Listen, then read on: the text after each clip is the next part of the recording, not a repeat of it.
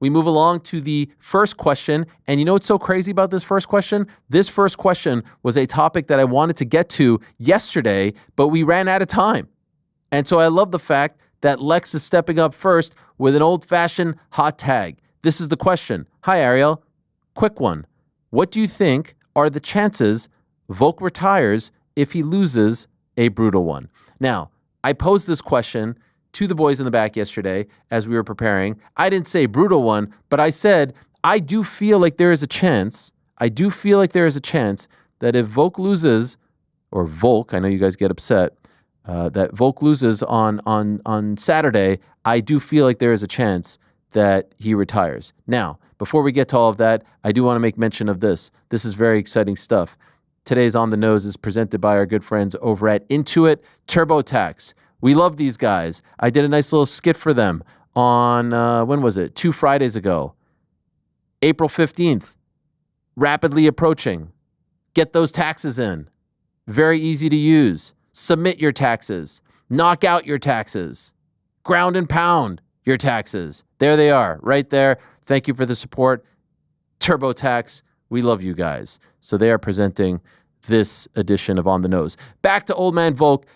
Is this, in fact, going to be do or die for him in the sense that if he loses, do we think he is going to hang it up? I think this is a fair question to ask, guys. Why do I think this is a fair question to ask? Because he told us about a month and a half or so ago that he was toying with the idea of, like, should I even come back? Now, I don't think he got to the point of, like, but it seemed like for the first time, perhaps in his career, this was a thing. Life is good. I'm comfortable. Why go through all this? I climbed the mountain. I beat them all.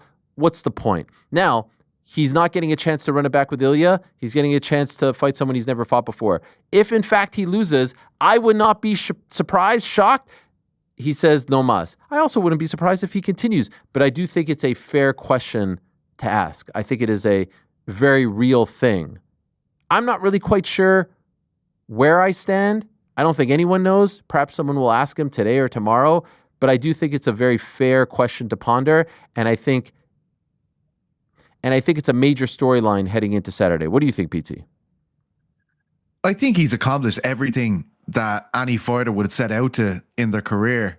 So it gets to the point where you're kind of like, well, why are you still doing this? Obviously, he's still a great fighter.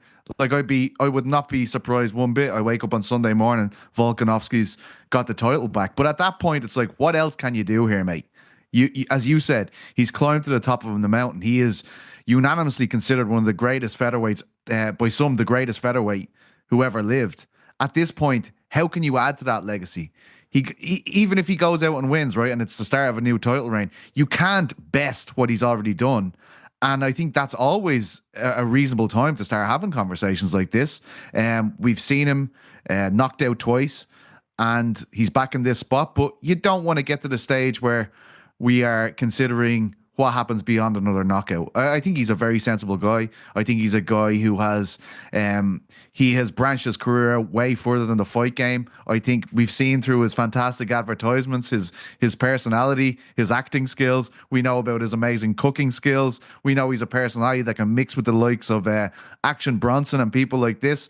Like, he has a lot of value outside of the cage as well as inside it. So I think it's a very reasonable question to ask. And honestly, what else is there for this guy to do? That's where he's at. Not a lot of people get to this kind of rarefied air in the sport. He turns 37 in September. This will be his 31st pro fight. Also was a rugby player to some degree. You know, it's so interesting. You mentioned the commercials. A new one just dropped. It's fantastic. Highly recommend you watching it. We have some clips of it that we can play. I don't want to get dinged playing some of the music or whatever, but look at this guy. He's fantastic. And what's so interesting is the knock on him early on was that he had no personality, that he was vanilla, that he was boring. Now here he is doing this type of stuff, doing the cooking with Volk. He's become one of the most charismatic fighters in his later years. And perhaps that's just because he's comfortable in front of the camera. He's comfortable in his own skin.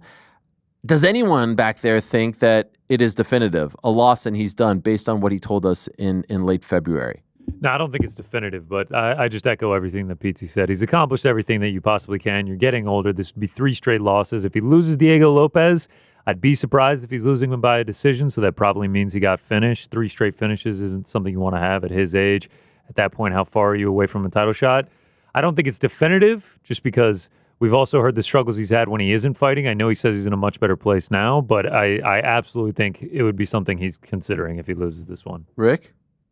He had to step out. He's dealing with car service. Okay. Amazing. There he is. That's great stuff, Rick. That's great stuff. I mean, that's really some of your best work, I think. Well, you just got to put it in the bucket, you know? Yeah. What do you think, Frankie? Retire or no? Yeah. No retiring. No retire. Yeah, the guy has said that his mental health depends on fighting. I don't think he's going to give up anytime soon. By the way, that's a great point. Mic drop from Big Frankie. It's also that's a great point. It's also it's an issue though at this stage of people's career. I'm not for a second am I saying it's an issue with Volkanovski, but there is an issue, and I don't think this will pertain to him, where you have guys and they're on big streaks, but their whole lives they've identified as fighters. It's important to them. It's a central characteristic of who they are. I think the fact that we've seen Volkanovski move off into these different paths and have such success in them, that's a great sign. It's showing him that, you know, you can do a lot of things here. You are a very talented man. You can put your hand to anything and people will enjoy it. His fan base are there. You don't reach this status in the sport and just leave and everyone goes, oh, remember that guy? Like, people are going to be interested in what this guy is do. I think, you know, you've seen it. Like, I don't mind saying, I said it for a long time about Tony Ferguson. I know he has this fight with Dylan Dennis coming up, but you just got the feeling that outside of fighting, this guy, he sees this as the driving force of his life. And I think that's when it becomes problematic. I'm not saying that Volkanovski's in a problematic situation, but if he was to continue on a run like this, that would certainly be an issue as far as I'm concerned. Yesterday, we told you about fighters on 2-fight losing streaks trying to win a title. Historically, doesn't bode well. Over 35 doesn't bode well. And this being a talking point, and it's just amazing how quickly things can change. He wins that fight in dominant fashion over Yair Rodriguez. He jumps back in there, takes a short notice fight against Islam, which, by the way, prior to Yair, he's that close to beating Islam. And really, it feels like, in retrospect, the apex of his career, at least for now. Who knows what happens come Saturday and beyond. But it felt like he was the people's champ. Some people, including myself, had him as number 1 pound for pound. And then you come back maybe a little too soon against Ilya, and we know what happens, and he's out for a year. It's just amazing how quickly things can change and how quickly fighters can be viewed as, you know, vulnerable or you know, beatable or anything like that. And so I'm really curious to see how he looks. By all accounts, he appears to be in tremendous shape. I saw another photo of him and Teofimo Lopez yesterday. I mean, I don't recall him being this. It's not even chiseled. Jacked. Yeah, it's like he's chiseled, and it looks like he has like 1% body fat.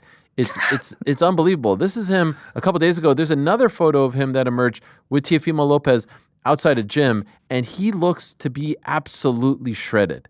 Absolutely shredded. Now, is that an indication? Look, that has nothing to do with your chin. That has nothing to do with your ability to take a punch. And Diego Lopez can freaking hit. He can freaking hit.